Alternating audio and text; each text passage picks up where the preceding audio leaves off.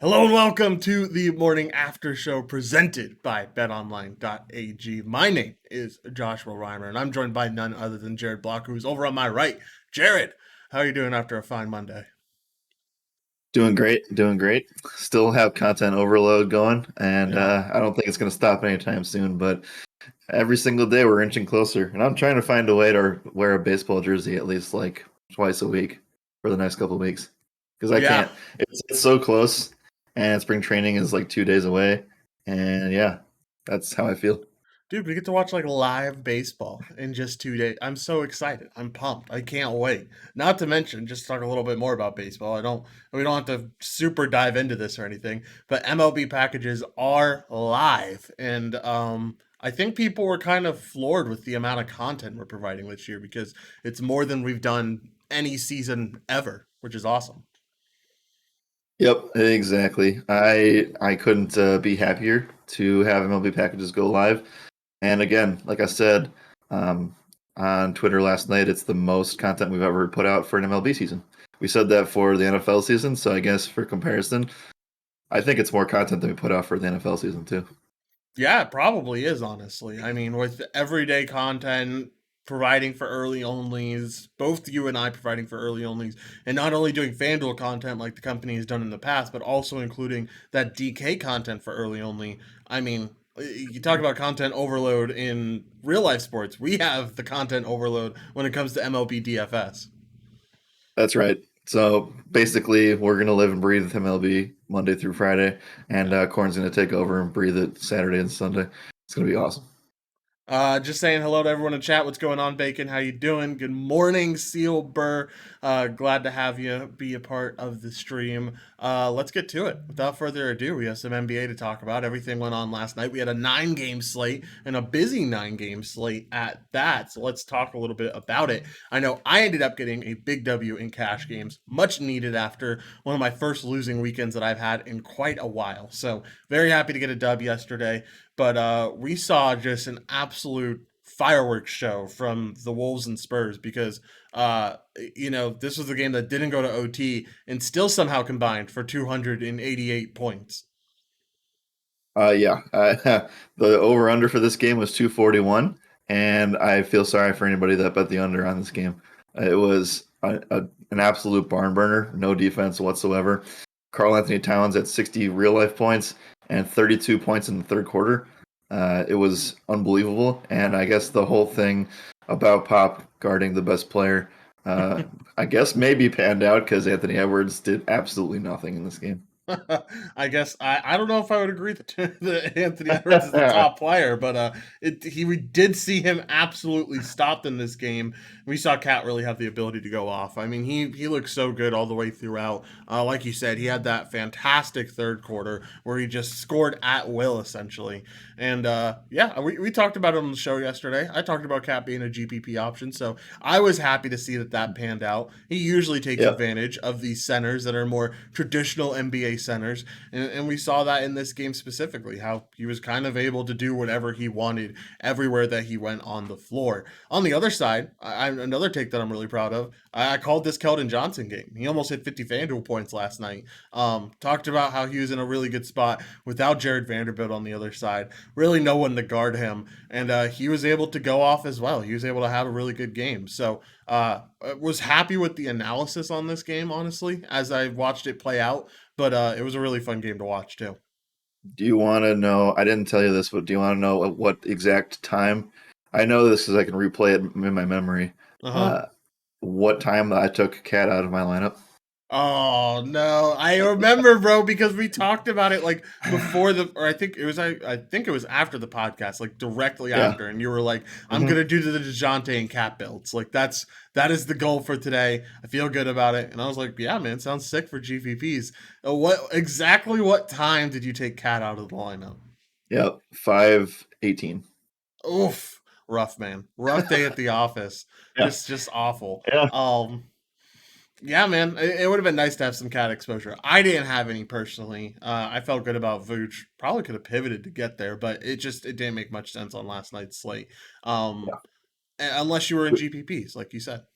Right. I was able to take care of this on DraftKings. I played the DeJounte and Cat stack on DK because you could literally play 4 or 5 Clippers and get that kind of price tag.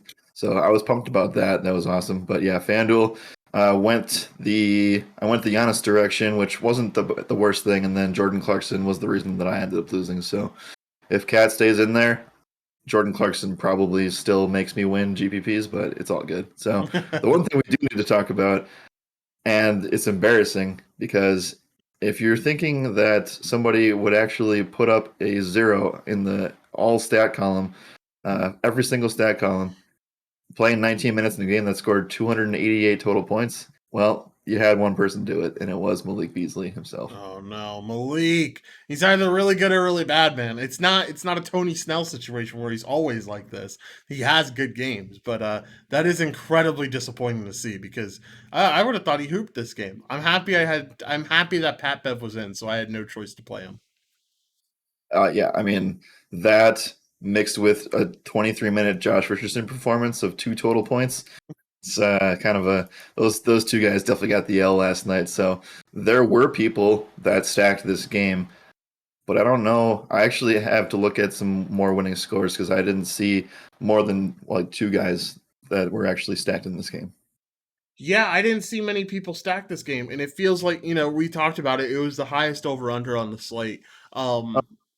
By a long shot too. And so it kind of was, we've always seen the industry kind of focus on those games with high over unders, but it didn't feel like this was a priority for anyone last night. No, it wasn't, and it was kind of weird because Cat was like less than 10% owned. DeJounte was around 15 to 18, and a lot of people just went different directions, and that's fine. But yeah, just when you're looking at like this kind of game is the game that you want to target for in tournaments because it is staring you right in the face, but there definitely were some obstacles, and I think people got off of Cat. 1, because it's the Spurs, and 2, because of the whole Pat Bev situation beforehand, and Anthony Edwards was up in the air. But I think we could put the whole pop defense thing to rest now. Yeah, I think so too. I mean, we've already seen this team be bad on defense Yeah, throughout the year, we've and already been doing it, but yeah, it's crazy. this just proves it, right? I mean, this just like you have 150 points scored against your team with no overtime either. Yep. It's a pretty insane day. All right, let's continue running through these games. Let's talk about everything else that happened last night in the NBA, including a superstar matchup between Joel Embiid and Nikola Jokic. We saw the Nuggets come out on top. Really good win for them, 114 to 110. We saw Embiid and Joker battling it out all night. Joker had this amazing stretch where he had like 14 straight points. But we didn't really see him. I'm not going to say we didn't see him show up because we definitely did, right? But like he definitely did not have as good of a game as Embiid did, though, I feel like. Embiid had the better game, but he still ended up losing. So Well, I said I'm actually going to go check right now because I haven't gotten the chance to. But the one thing I can say is yesterday we mentioned that whoever wins this game probably is the favorite for MVP. And you can argue that the Sixers just couldn't come through in the fourth quarter. 22 points and the 21 points second half. So credit to the Denver Nuggets defense, which is why neither you or I played this game in general in DFS.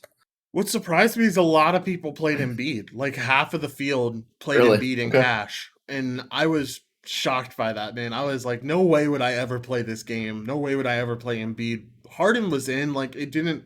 It felt forced at the end of the day. So there's always going to be edges in NBA DFS that we can take advantage of, and it feels like this year specifically, it has really been people just loading up on Embiid almost every single night and being able to take advantage of that because Interesting. sometimes, and I would even make the case a lot of the time, he's not the best play at the center position. Right. So here's the weird thing. Last night, the obviously the Sixers lost, but Joel Embiid went up like 30, 40 points in the MVP spot. So he is now minus 160, where Joker is plus 125. Joker's price did not move. So I don't know. Same. I still think you can. I don't know. For me, Joel Embiid's no longer something I can bet on. Yeah. At minus 160, that's out of my range. I don't want to bet almost 1.5 or over 1.5 to 1 for him to possibly win. Sure, the tide definitely turns in his favor, but this team still lost last night. So I don't know. While they're battling for a playoff spot and they have James Harden and Joker basically is out there by himself waiting for Michael Porter and waiting for Jamal Murray to come back. Still a great opportunity to get plus 125 on Joker. Is there an opportunity where you could see one of these other guys step in here at the very last second? Like we have Giannis at plus 1,000, John Morant plus 2,500, DeMar DeRozan plus 28, and Luca at plus 33. I feel like the only one that really makes sense is Giannis, but I want to hear your thoughts on that. I don't think any. I mean, we're 70 games into a season for a lot of these teams. There's about 10 to 12 games left for everyone. Yeah, I think even injuries at this point wouldn't let anyone surpass Jokic or Embiid. Because at the end of the day, one of these guys gets injured. It's just the next guy up, right? You probably sure. give it to Joker. You probably give it to Embiid based on whichever one got injured. So I don't. I think it's a 2-man race right now. I still feel like Joker's gonna win it, man. Maybe Embiid wins it, but I still feel like Joker's gonna win it, regardless of what BetOnline has those odds at.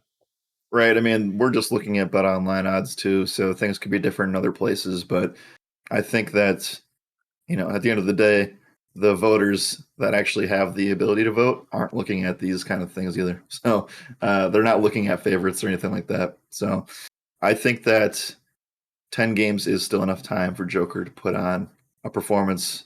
And if Embiid slips and the Sixers drop 2 or 3 places in the East, maybe we see that change. But I still think that Joker has done more for his team to get them there.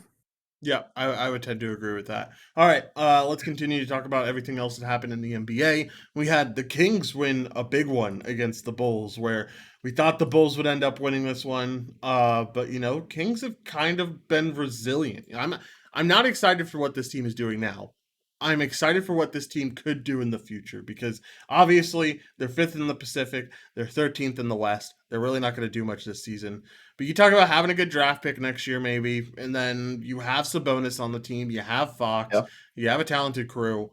Um, I feel like this team could do some things come next year. They've been super inconsistent this year, but come next year, I feel like they could actually be pretty solid. So I don't know. This is a good win for them. It doesn't really matter for them. It does matter for the Bulls though, because this does kind of hurt their East chances even more, right? They're now all the way down to the 4 seed. Celtics are breathing down their back. You have the Cavs at 5.5 games back, so 1.5 from the Bulls. Like this Bulls team that seemed firmly cemented in that 2 seed is now sliding and sliding quite a bit.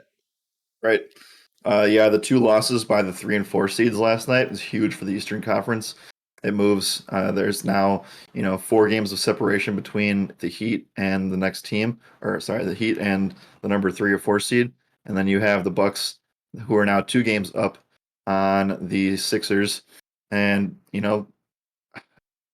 it's going to come into play very soon in terms of at what point do teams start to kind of say, hey, maybe we can lose this one, try to get a better seeding for the first round because it's happening soon.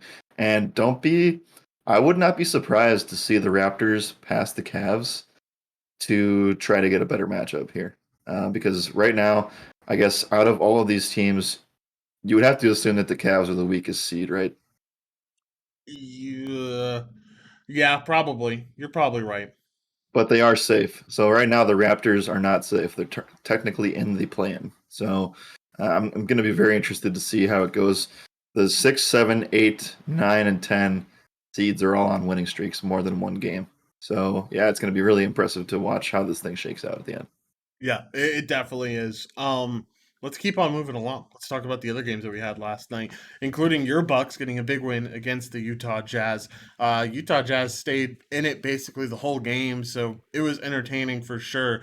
Is it true this is the first time you guys have won against the Jazz since 2001? That's quite a while. Yeah, that was the last. Well, before the championship, the last time the Bucks made the Eastern Conference Finals. That was the year they had Ray Allen and Glenn Robinson, Sam Cassell against. Gotcha. Yeah, so that was the last time that the team was even relevantly good. So, Insane. yeah, the first time the Bucks won in Utah since 2001. That just shows how terrible. Like, I don't know, they. I don't know if you were watching this one, but they gave up 10 threes in the first quarter, and the person, it was a nationally televised game, and I know that Doris Burke was on there, and they were just laughing at Bud's comment because Bud was like, the person was like interviewing Bud after the first quarter, and they were like, yeah, so you guys gave up 10 threes in the first quarter. How are you going to stop that for the rest of the game? And then Bud comes in, and that was, the game before that. They had given up like 50 points off threes to the Warriors. Hmm. And Bud was like, yep, we came in to try to, like, that was the main focus of today, and it didn't go well. So now we got to try to do it again. It's like, yeah, you think like teams are catching on. Everybody knows that you can shoot against you. Yeah. Yeah, it's always been a thing. It's been a thing, especially this season, that you can just shoot on this team. No, Donovan Mitchell had three of those threes in the first Yep. quarter, so he Yeah. he was on fire to start out. He had a really good game for us for cash game members, so was plenty happy with his performance. Last but not least, let's talk about the Lakers. This was a really interesting game because this is the game that I ended up watching, and the yo-yoing of the Lakers being down by 30, then close again in single digits down, and then down Yep. by 30 again. They were down by 30 in two different quarters of this game. And in between those two quarters, they were down by like less than 10. So like it was an insane game. We did see the Raptors come out on top though. At what point do the Lakers shut down LeBron, if at all? Well, I saw some things about him getting hurt last night. Was that true? He did end up getting hurt. I think it's still just the knee issue though, and Okay. usually he just walks it off after games. So I honestly don't know how much it's really going to affect him. Yeah, they have some interesting games left. And by interesting, I mean a lot of tough games. Yeah. Uh, they have the Timberwolves tomorrow, which should be like a 245 total. And then they have the Raptors again, Wizards, who they just played, then Cavs, Sixers. The Pelicans are mixed in there, but don't count out the Pelicans. That's actually a really big game for the Western Conference next week, this Sunday, actually, or next Sunday. And then they finish off the year Mavericks, Jazz, Pelicans, Nuggets, Suns, Warriors, Thunder, Nuggets. So tough Yeah. stretch. Tough stretch indeed, man. I mean, they give the Lakers a really good run for their money. I'm curious. Anthony Davis did come out of the boot yesterday, according to a lot of reports. So, there he's going to start working on court, and hopefully they get him back towards this last little stretch because yeah, I'm sure it would help at least a little bit this whole entire team dynamic. Yeah, they're going to need him, even Yeah. if he's only 60% AD, because they're struggling hard right now to just make buckets. And I don't know. I mean, I respect Toronto, so they're a good team. It's just the way that this Lakers team is imploding at home is kind of surprising to me. Yeah, it's not the best. It's not fun to watch, that's for sure. All right. I'm surprised you didn't put this in there because we talked about it yesterday. We discussed it a lot. Happy birthday to Steph, and he had his birthday game and had 47 points. Dude was on fire. We talked about it on the show. I felt good about it because know we talked about it on the show, and then it came to fruition. So Steph, big game for for the Warriors against the Wizards, and happy birthday, Steph, with those 47 points. Yep, Andrew Wiggins got ruled out with an illness, and Draymond Green played his 20 minutes, and you kind of saw what Draymond could bring to Steph's ceiling again. So I think the finger's fine. I think he's doing okay with Think that. so. But yeah, they've. It's is it weird to you that Jordan Poole's been the guy that's been the third scorer on this team? A little bit. It's kind of weird to watch, but I mean, it makes sense. They talked about how talented he was before the season and just how they needed to utilize him more, and they've done a great job of that so far this year. So I'm excited for them to continue to utilize him because I think he's pretty talented. I think on any other team you could see him be a starter and be probably a second piece, or I'm not going to say a number one piece because that seems outlandish, but definitely could Yeah, see him be a number two piece. yeah, I definitely don't doubt that. Okay, Kai just has it with Kai's comment. We have to officially transfer over now to the NFL and I talk guess free so. agency because your boy Zay Jones is now a Jaguar. Hey, as long as he has a job in the NFL, I am a happy camper. Um, Yeah, I guess I am a Jags fan now because I have to follow him wherever he goes. It should be interesting to watch. But let's talk about all the free agency news that hit yesterday, and let's talk about those Jags because they spent a total of almost $2 million on the first day of free 200, agency. $200 million. 200. $200 million. It's early, and I have yet to have a cup of coffee. $200 million on the first day of free agency. Those signings include a multitude of guys: Christian Kirk, Brandon Sheriff, Evan Ingram. I don't even know the rest of them, but I know it was a lot. What do we think about a lot of these moves? Yeah, I think. Well, I don't know how good you can feel as a Jaguars fan, but at least they're doing something to try to turn this thing around a little bit. They have a new head coach now, and Doug Peterson, who I shit on like 2 months ago when this happened, but at the same time, he did turn Carson Wentz into an almost MVP candidate a couple years ago. So I think that there's something if Trevor Lawrence can get behind him. I'm just really shocked that they let two of their best players arguably go, one on each side of the ball. They released Miles Jack, who's been their leading tackler for like the last 6 seasons. And then they also released, or they let DJ Chark sign with the Lions. Hmm. So that is something that I've been keeping a close eye on. But you kind of saw the writing on the wall for Chark when they just signed a bunch of guys and they decided to keep Marvin Jones. They have Christian Kirk. And yeah, I think Zay Jones towards the end of the year did prove himself to be a starting wide receiver 2 or 3 for an offense. I would agree. I think he's talented enough to be there. I mean, you look at this team and do we see Trevor Lawrence take that big jump? Do we see, not really much of a sophomore slump because of at least there being a competent offense around him now? Well, yeah, I mean, I would expect things to improve a little bit. It's going to be interesting to see how the ETN move comes back and how that Uh-huh. affects things because, man, I don't know. Like, the defense is still going to be bad, right? So I think that they might win. I think something I saw was like the whoever spends the most money in free agency on average wins 3 more games the Huh, next season. interesting. So that's not going to put them in that better of a spot, but it should be something to just keep an eye on. Because again, the AFC South is the worst division in the AFC. So Yeah. maybe they get to a point where they win 7, 8, maybe 8 games. I would say seven's the cap for me, though. Yeah, for sure. Let's keep talking about it. Like you said, DJ Chark signing with the Lions. How do we like this? How does it affect Amon-Ra St. Brown? What do we think about the whole move here? I until I see more, I don't think that. Oh man, maybe I'm just a Lions hater or Lions biased or something, but they've made some really, really scary decisions at wide receiver the past several years. Yeah. And I don't know if this is any better. Maybe I think it was probably time for DJ Chark to move on. He barely played with Trevor at all last year. I think he got hurt in game one. Maybe he didn't even play at all. But yeah, this just feels like a Brashad Perriman all over to me for the Lions. And you had like they were still bad, but the offense was clicking the last like 6 games in the year, and you saw guys like Amon-Ra St. Brown take off and become a possible number one for that team. You have some chemistry on the team already with Josh Reynolds. I just, man. And TJ Hawkinson comes back. I just don't see where DJ Chark really fits in there.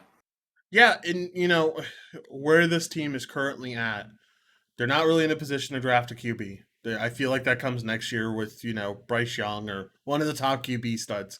But I don't feel like they're really in a spot to draft a QB. And I feel like you could have just drafted a wide receiver and let like had someone that could. I don't know. It doesn't make much sense to me either. I don't like the trade. I don't like the move. I don't like the signing. Um, but it should be interesting to watch because we did see Amon-Ra St. Brown really be good at the end of the year, and I'm excited to see what improvements he makes because I know he's one of my favorite wide receivers, or at least sophomore wide receivers. So I'm excited for that. Let's continue talking about everything that happened yesterday. We got the news that J.C. Jackson leaving New England, going to sunny Los Angeles to go be with the Chargers. We talked about how the Chargers already got Khalil Mack. They already have Joey Bosa. They already have a really solid starting or front seven and a pretty good secondary with Derwin James back there. I mean, is this one of the best defenses in the NFL now? Hard not to say so on paper.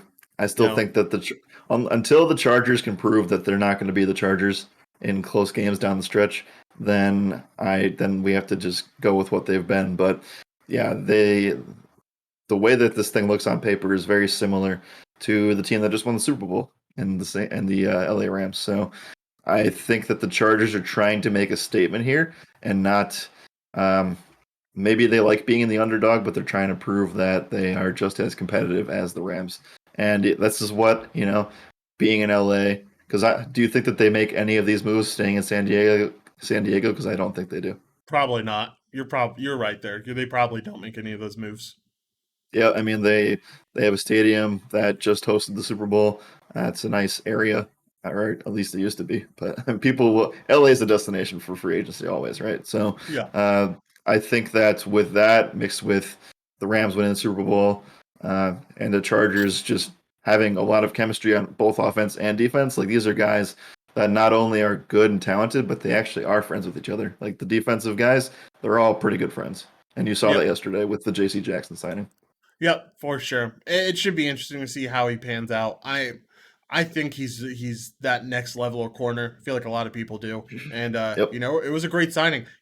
I was visibly upset when I found out yesterday. You know that. You were with me when I found out that he wasn't going to sign with the Niners. I was really holding out hope. But the Niners did get their cornerback one, which I am excited about. Javarius Ward leaves the Chiefs to end up on the Niners on a very solid deal for 3 years and like 45 mil. I think that's a bargain for a cornerback one, and I think Ward truly is that CB one. A lot of people blame the Jamar Chase game on him, but if you watch that game, it was a lot of 50-50 balls. A lot of it wasn't him covering Jamar. So I don't know. I'm excited about Chavius Ward. Jesus. It should be interesting to see what this Niners team is able to do with an actual CB1 on the roster. Yeah, I mean, I liked the move for them. Obviously, they were in contention for J.C. Jackson and others, but definitely not the worst thing you could have done. Like you needed help in that area, and that's definitely how you guys like you're waiting for them to show up to the party, and they did. So I think Yeah. the deal is structured okay as well. Speaking of other things structured, the Cowboys are keeping Gregory with a $70 million deal. So we've seen a couple of Cowboys leave from both sides of the ball over the past couple of days. They keep Gregory here. You saw after he missed a lot of the season how much of an impact he made, especially in that Washington game coming back later in the year. So I think that move is pretty good for them.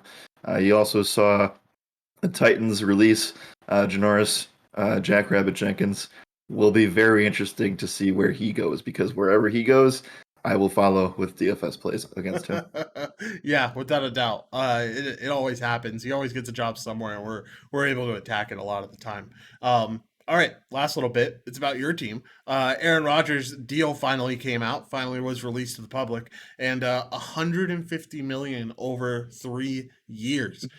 60 million dead cap hit in 2024. Man, what a ginormous deal. I mean, I know you were talking with Kai. We were in the NBA season pass chat room yesterday. I walked in on it, and you were talking about how, like, I don't know how we're gonna pay everyone. Now you got to really be like, man, I don't know how we're gonna pay everyone because this contract almost takes up a fifth of your cap of your hard cap. I mean, Yeah. it's a big contract. Yep. Also, with that being said, I wanted to address Bacon's comments in here earlier. He said, "Are the rumors true that the Packers want to make Jair the highest paid cornerback?" The rumors are definitely true. I just don't know how they're going to do it. Yeah. And I think they're going to let MVS walk. I think they're going to let Robert Tonyan walk. They just signed Alan Lazard to a second level tier exemption. So I'm not sure what they're going to do. So yeah, it's going to be pretty insane to see. Also, we just got news that J.C. Treader, center for the Browns, just got released. Interesting. All right, something to keep an eye on for sure. We also, I don't know, did we get this news live yesterday? Did we get this news on Sunday? I honestly don't remember. We did find out that Jarvis Landry is going to be allowed to seek a trade. Or no, he Yes. got Yep. released. He got He released. got Sorry, released. he Yep. got released from the Browns. So that the Browns are really confusing to me now because what do you do? Very. Like, are you going to make a move for Deshaun, or are you going to be trash this year? Like, what you got to make a move some way. I don't really know, and I don't know why Deshaun would want to go to Cleveland. So Yeah. I don't know. Is the ball in his court? I think it's more in Houston's court. So we'll see how things go. But yeah, Landry, 2 top landing spots for him, Chiefs and Saints. So right now, I think that would obviously lean towards the Chiefs. But if Deshaun Watson were to get to the Saints, then there's a different story there. Because I don't know, if you're Michael Thomas, what do you do? Oh Like, no man. Sean Payton, and that's probably the guy that you had the biggest beef with. Like, I don't know. Yeah. Maybe you want to stay around. Maybe. I mean, it seems like he does. Like I everything. So I have Michael Thomas on a dynasty team. I picked him up because I it So was a do I. trade piece. But it was like everything that I've been reading about him. It's all positive stuff, and that like he's working with the team now, and it seems like everything's gonna be. He wants to return to the Saints, or the Saints at least want him to return. So like, um, I think it's very interesting, man. I think it's intriguing. Last thing I want to talk about because it was brought up in the NFL season pass chat by our good friend Kai over there. He talked about Brady. There was rumors out there today that Brady wanted to come to the 49ers before he returned Ooh. to the Bucks. And he asked me my opinion on it. I said no. I'd rather it just be Trey Lance time. I'm ready to move on with the progression of QBs and ready to see what Trey Lance is able to do. Brian, another 49ers fan, also agreed with me on that. But I want to hear your thoughts. Like, if this is true, did the Niners make the right move by potentially turning him down? I just don't understand the motivation. Is it is it just the historics? Does he want to be part of that group of quarterbacks that played there? I guess. Or does he want to be in LA area? Because like I guess that works out. Or my theory is they're not playing the Rams this year. That's the only chance he's going to get at a comeback. So Yeah.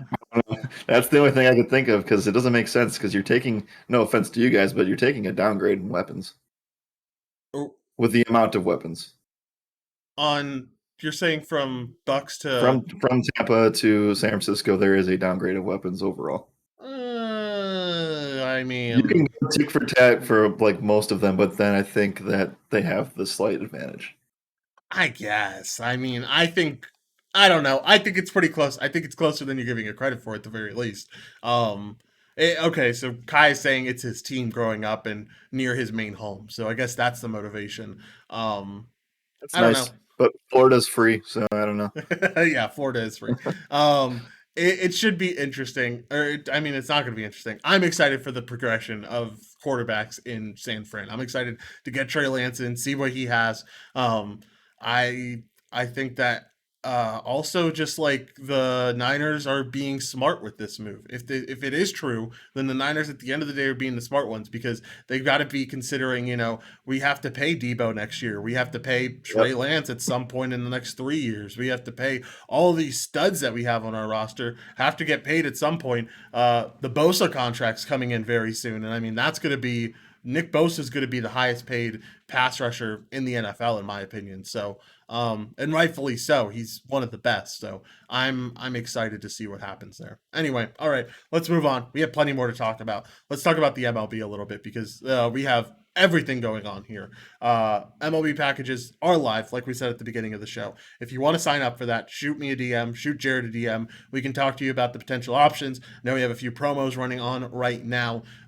In like the again, like I don't want to emphasize it too much. Don't want to be sales pitchy, but the amount of content we are providing this year is just astronomical. Corn taking over weekends and doing single games on the weekends. Jared and I doing content all throughout the week and providing early only slates on FanDuel and DraftKings from the both of us, from cash game and GPP perspective. It's just more than we've ever done. So it's super exciting. Very, very excited. Excited to be in a full-time spot with the MLB package. And yeah, you're going to be hearing a lot of Josh and I. We have a lot of surprises as well for other things throughout the day. So it's going to be great. We just opened the MLB season pass chats last night.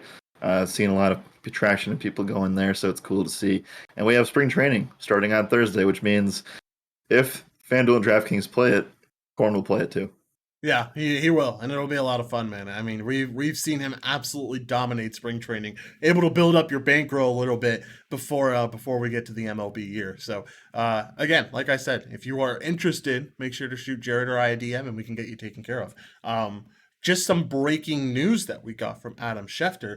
The Falcons have emerged as a sleeper team to acquire Texans quarterback Deshaun Watson, according to league sources. They now join the Panthers, the Saints, and the Browns as teams that have met with or are interested in Deshaun Watson. Man, just the whole NFC South, I guess, is going to try to go after this guy. That's exactly what I was going to say. Yeah. So whoever gets him, they're going to be pretty happy. And that's saying a lot for the Panthers, considering they just got Sam Darnold for 1 year. Yeah. So imagine, though, you take Deshaun Watson, you put him in Atlanta. Calvin Ridley's gone. I don't know what they're going to do with Gage. I mean, their defense is still going to be bad. This could be just hypothetically speaking, if that happens, Atlanta possibly the best DFS run back team in my goodness. the league. Yeah. The amount of garbage time points that could be had there is insane. And if you're Deshaun Watson, you're thinking long term. You're thinking, okay, I just have to outlast Tom 1 year. You just make it through 1 year. You get used to the system. You sign Gage. You draft a few guys. You have Kyle Pitts, who's basically a wide receiver. You got to figure out what's going on at running back because I heard a few things about Cordero, but that's something for another day. But you take all of that, and then who's left after Tom Brady leaves the division? You don't know who the quarterback is in New Orleans, really. I mean, obviously, probably Taysom Hill. But you have Sam Darnold. Deshaun Watson's better than both of those guys. So, and whoever comes to Tampa after you're probably going to be better than him as well. So you could easily be the best quarterback in that division just after 1 year. Yeah, it should be interesting to watch. I think that I don't know. Like you said, whoever gets him in the NFC South, like you said, has to outlast. You have to outlast Brady for 1 season, and you have a chance at just complete domination of that division. So should be exciting to watch. I think whatever team he goes to there, I think whatever team he goes to is going to be really solid. You know, if it's the Falcons, you know, you have Pitts there. You have you probably re-sign Patterson in that situation. Have him be your dynamic running back, wide receiver, and you know, just that's a good amount of weapons for him. If he goes to Carolina, I think Carolina's the best suited for him. He has the most weapons there. DJ Moore, Robbie Anderson, Christian McCaffrey, really good group. Or Saints, man, you get Michael Thomas. He used to be one of the best wide receivers in the NFL. So must be an exciting time to be Deshaun Watson, that's for sure. Yeah, I mean, especially with a big week for him last week. One thing I will note, though, best fits on paper, definitely, but best fit in that division from a personal life standpoint, which he might need now after having so much drama the last 2 years. His hometown is Gainesville, Georgia. Ah, okay. So we're all seeing it. We're seeing it play out there for sure. All right. Anything else here for the NFL? If not, let's get on to MLB. Talk about everything that's going on there. Yeah, Kai says Deshaun. I guess I was kind of on this track, but he goes further. ball boy with the Falcons and has a relationship with Arthur Blank. All right, there you go. Look at that. All right, let's talk about the MLB. We found out, we when Josh Donaldson came over to the Yankees, we already knew that him and Garrett Cole had some beef. We heard Yep. Donaldson's quote earlier last year that talking about spin rates and stuff, and it seems like it's all cleared up. Supposedly they had a very productive talk, and they discussed it. I figured it'd be fine at the end of the day, but I know a lot of the media focused in on this and kind of emphasized it to a point where it needed to be a big deal. But we found out they moved past the drama, so it's exciting. Well, Josh Donaldson can run his mouth at certain times, so Yeah. he's been known to do that. Been a little bit less throughout, the later stages of his career now. But yeah, I think that the move suits it very well. It's going to be weird. He's probably the weirdest one to see with a clean-shaven face. I don't know if he's shown that yet. No, he has. It's very, very Is weird, it? man. Okay. It's weird when It was weird too. no matter who they sign, it's weird, man. Like I mean, remember Odor signing and Yeah. him having to Yeah. shave? Like, it's very, very interesting to have to watch these guys shave once they come to the Yankees. IKF looks weird as well. Like it's peculiar, that's for sure. Anyway, good news there on the Yankees front. Harper said that the Phillies need another big bat. He was definitely the guy lobbying for Chris Bryant a ton. Yep. We know they're very good friends in real life, so not much of a surprise there to see him lobbying for Chris Bryant. But it should be interesting to see like if they do add another big bat, because you talk about this team adding another big bat and it just makes that division more competitive. Yeah, I mean, the Phillies got to do something soon, otherwise they're going to be, on paper at least, blown out of the water by what the Mets have been doing. And we weren't kidding about them going over the cap. They are doing everything that they can to spend as much money as possible to compete. So one thing that I've noticed is that, we'll talk about the McCutchen thing in a second, but do you think that Rhys Hoskins kind of had a rougher year than the previous? A little bit, yeah. I think so. I think he's poised 'Cause for a better year this year. I think he's the bat that they need, and they already Yeah. have him. Yeah. But yeah, I mean, they definitely could use one or two. They still have Segura, right? So like, I Hmm. think that they still are in a spot where the front half of their lineup is good, but it does drop off a little bit. This team does have talent, though. It just depends if they're going to give those young guys a shot. I mean, they have a lot of talent, man. You think about I'm trying to think of like just what this lineup looks like. So I'm going to the active roster now to kind of figure it out and see if I can put it together in my head. But I Okay. mean, obviously you have are these just pitchers? Yeah, these are just pitchers. You have JT Realmuto, right? You have Alec Bohm, who I think is very talented, and a lot of people believe is that next guy for them. You Yeah. have Yep. Didi, you have Yep. You Reese, still do. you have Gene Segura, you have Bryce Harper. I feel like you could use another outfielder, like Adam Hazley, solid, not the best though. And then you're kind of left with, that ninth guy in the lineup is going to be from the Yeah. outfield. Um, Add another bat in the outfield. Jorge Soler would fit really well with this team. I know Soler's going for the Dodgers. The Dodgers are going for Soler right now, but sign Jorge Soler and you won't be sorry. I feel like that really works out well. I'm curious who their DH is gonna be, because you talk about the They don't have one infield. right now. Yeah, it's Reese at It's first. Reese.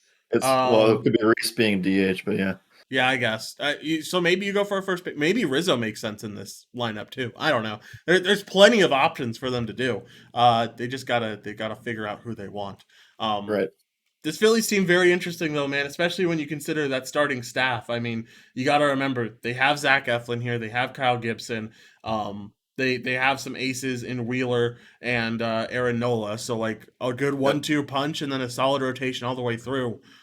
Now I'm looking at this team and I'm curious And on championship odds because I yeah, feel like they're pretty well suited for it.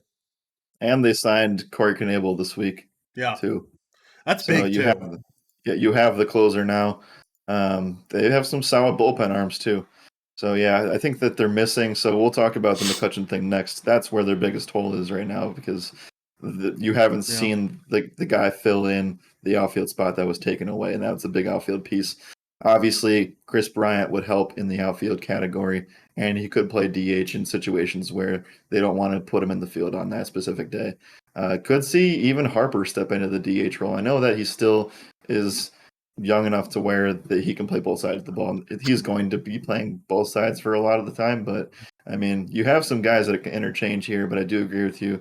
I don't think that any of the infielders could really switch into an outfield role. So I don't think they're going to go that route, but it should be interesting. I do expect them to land.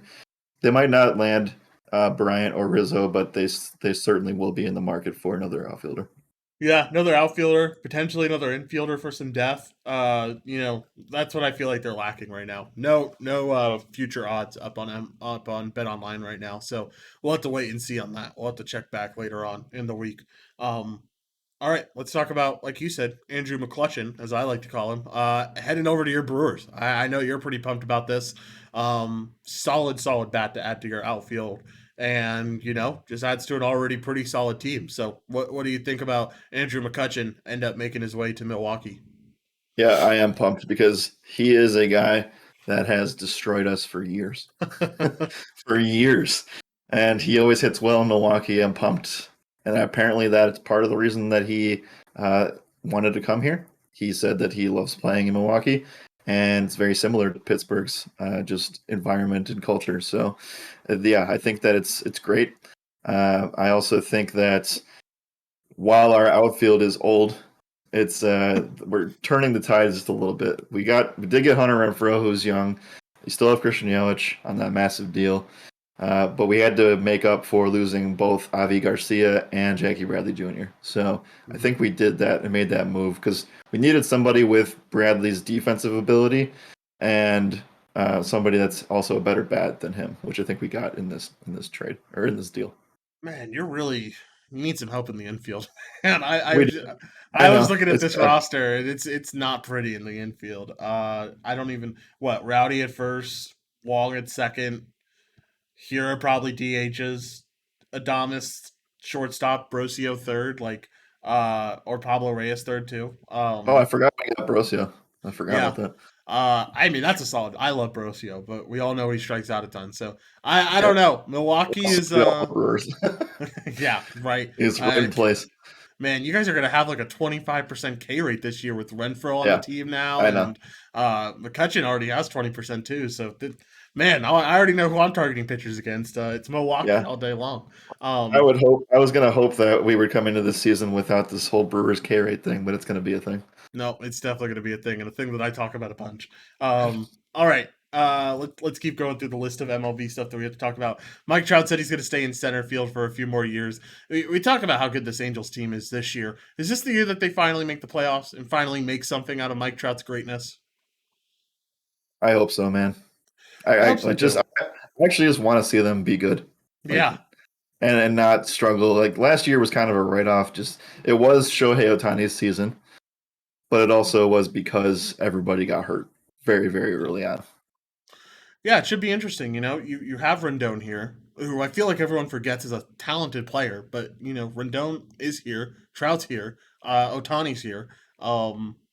There's just so many guys that you have that I feel like, and you just solidified the roster this year with getting Syndergaard and getting a few other pieces.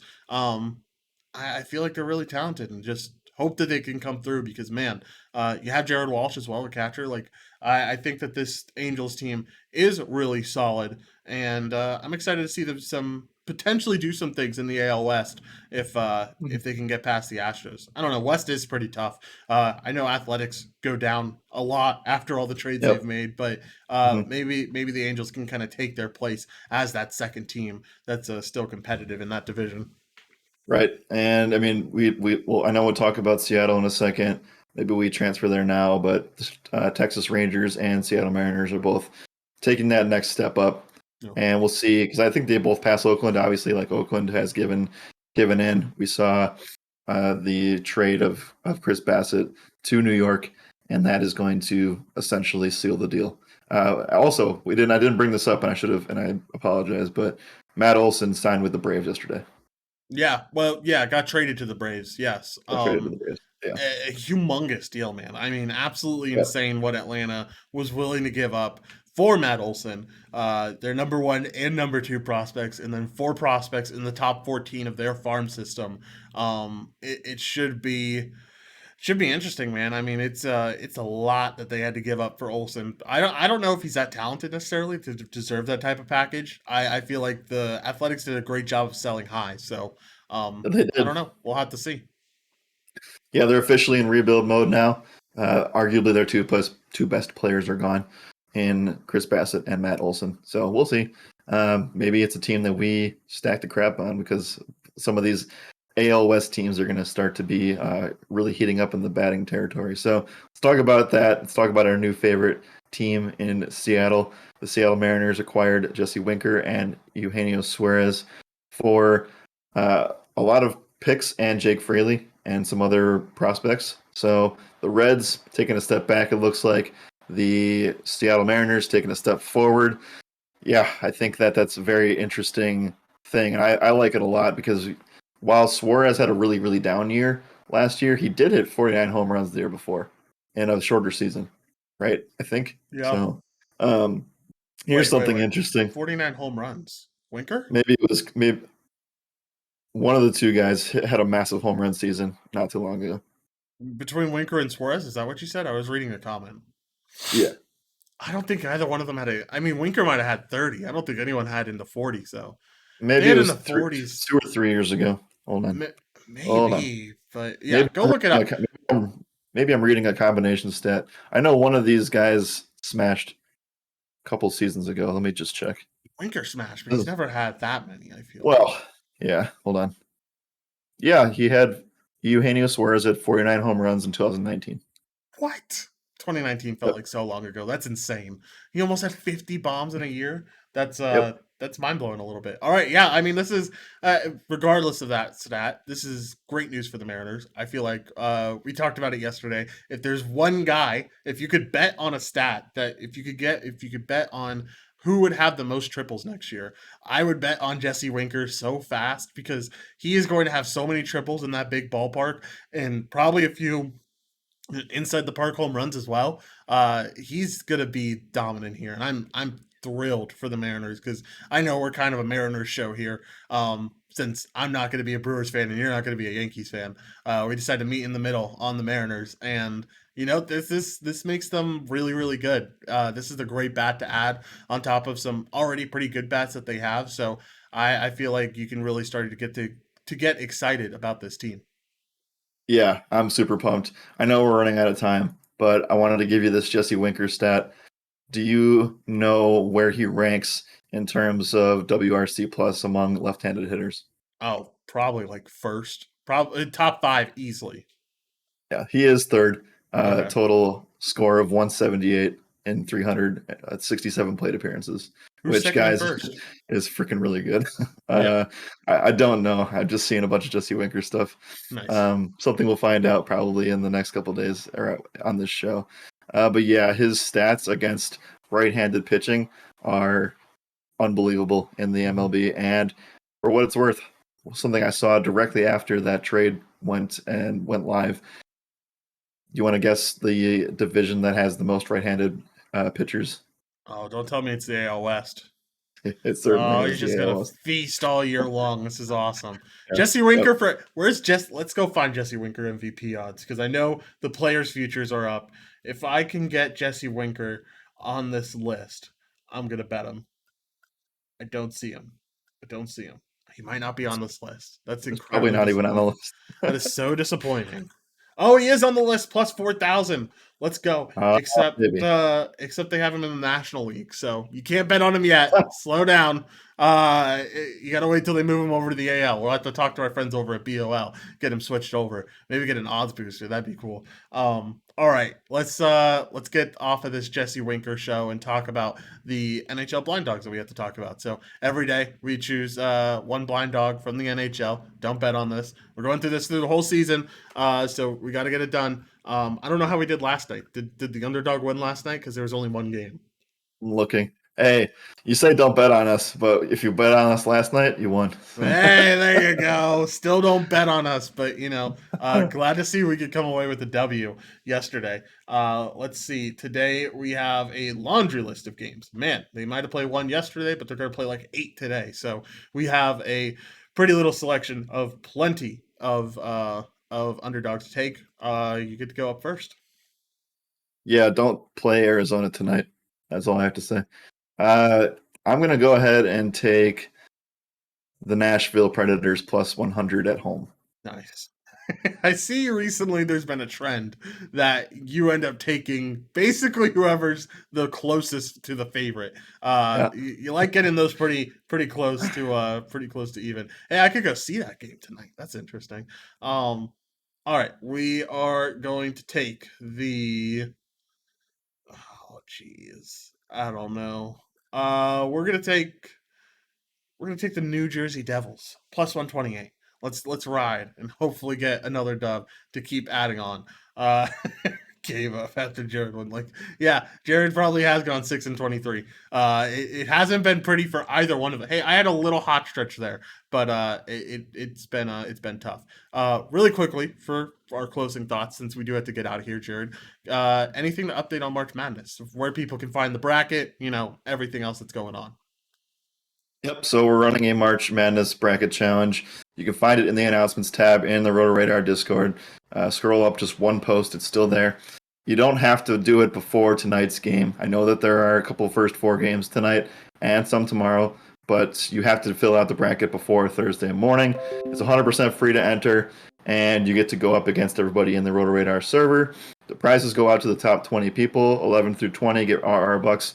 First through 10 get some type of Roto Radar package. And now with baseball released, we'll be putting some baseball stuff in there as well. First prize, grand prize, is a 1-year Roto Radar Hall of Fame pass, which basically means all packages, all sports, 1 year of content, estimated value of around $5,000. So yeah, it's a big deal. It's awesome. I think there's like 75 registered brackets right now. Still have a couple more days to fill all that stuff out, get your research done. And yeah, we'll be all good to go in 2 days. Yeah, should be a lot of fun. Make sure to go get that done. We have some play-in games to watch today, so first 4 should be entertaining to watch to see who's going to advance. But we have March Madness in full on Thursday. Luckily, it's my day off, so I get to watch basketball all day long, and I'm pumped. Nice. Yeah, let's get out of here. I don't have any final thoughts. Again, like I said, if you have any thought or if you have any questions about the MLB package, if you want to get signed up, just let me know or let Jared know. You can DM us both on Twitter or in the Discord, whichever you feel comfortable with. As always, my name is Joshua Reimer. Good morning and good skill.